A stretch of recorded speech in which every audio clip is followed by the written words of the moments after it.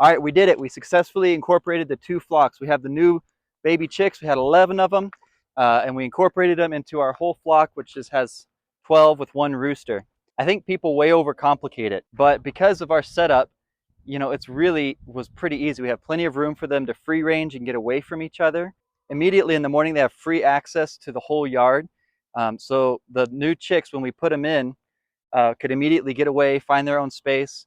And here we are about 4 weeks later, and the two flocks are just totally integrated. So what we did is we took our 11 chicks one evening, put them just in the run by themselves, kept the other chickens out, let them get used to the hen house and the run.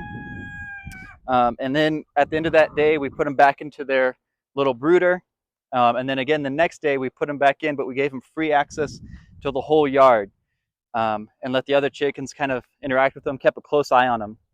And after about a day of that, they kind of had figured it out. Of course, at night, we had to train them to go back into the coop. So they would kind of go and hide underneath it, and then we would go and collect them and put them back in there. The first night, we collected them, we put them in there, and they all went into the nesting boxes. They wouldn't go up on the roost. The other chickens wouldn't let them. So there was some time before they would eventually go up on the roost, but they really figured it out. And the key is to give them plenty of room so that the old flock can figure out their pecking order. The new little chicks can run away if they're getting attacked.